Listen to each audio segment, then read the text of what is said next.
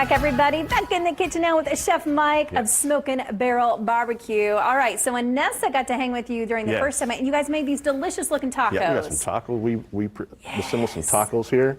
Also, we went ahead and cut up a couple of our rib tips and sliced up some more of our brisket, and as well as some pork belly. Some pork belly, and too. And I forgot to mention that we do offer banana pudding. And I'll tell you what, and we hand this out for free.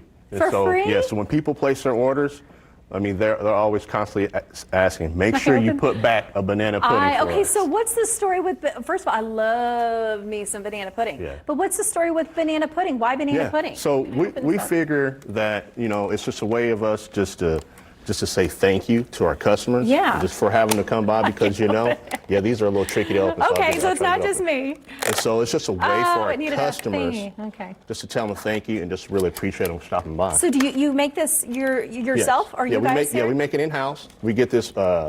We get our ingredients straight sourced from McFarling's food. So we are, you know, we really appreciate them so much.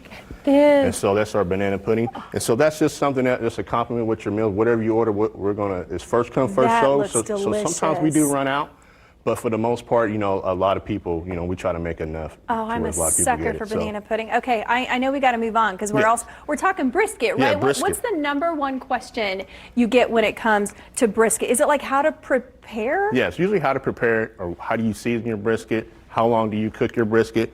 And so today I brought in almost like a pre-trimmed brisket. And so your brisket has 2 parts, all right? Okay. And so it has the point and the flat, all right? Anessa, this is brisket 101. So this is Take brisket notes, 101, girl. okay? And so this is the bottom half of the brisket. So now when you get a brisket out of the package, it's called a whole packer. It won't look like this.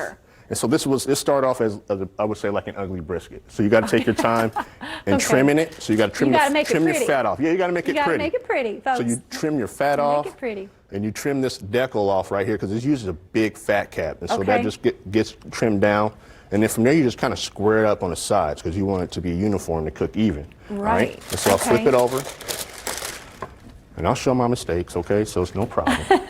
So this little gash here, so it's usually typical. But if you make that mistake, it's no problem. Don't worry about it. And so usually this is called the fat cap right here. Yeah. And so what you do, you just want to take off just about a quarter inch down off the fat as you're trimming. So you want to make sure also too that you have a good knife because equipment is important in barbecue. Right. A dull knife I know can be a dangerous knife. So you just kind of trim it down just a little bit and just take your time trimming it. Now, so you're not taking all of that off? No, you're not taking all off because we want to keep some of this on. Is that flavor, right? Yeah, it's going to keep us flavor. It's going to kind of protect the top of this meat, keep it from drying out, and you'll get a nice, good bark, as you kind of can see right here on this brisket right there. Yeah, I see that. So you'll trim this down. So you got the flat here, you got your big point here. So this is more your moist end right here. All right, so a lot more fat here, a little bit more leaner right here on your flat end.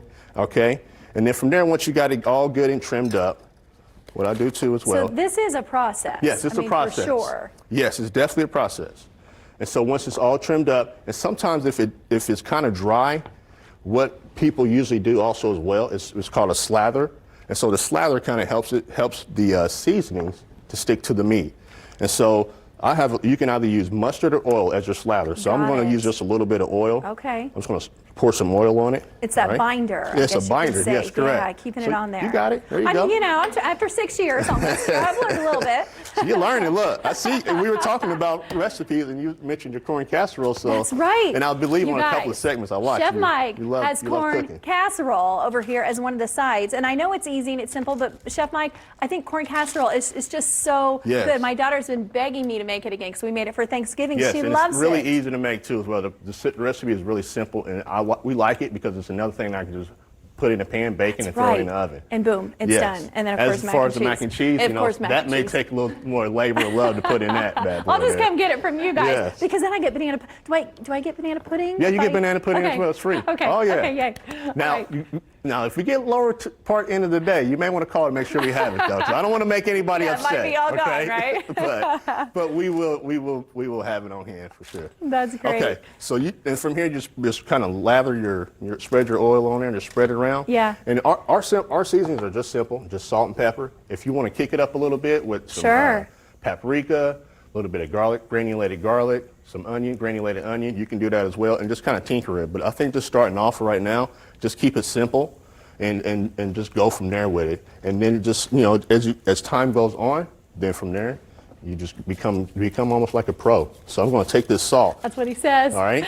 You become a pro after a while, Now right? you can measure, you can measure your seasonings out 50-50, but I like to do, I keep mine separate because I like to get a heavier coat of salt on my You know what, brisket. Chef Mike? Yes. We got to wrap this up, but you're so good. I think we need to do a Facebook Live maybe at the end of the show on our Indy Style Facebook page, right? Because we're learning so much from you. But thank you so much. All the information about where you can find these guys will be on indystyle.tv. And oh my gosh, you get banana pudding, so that's worth it right there. Hey, we're going to be right back with some of your Facebook comments. Thanks, Chef Mike, on our question of the day. More's coming up right after this.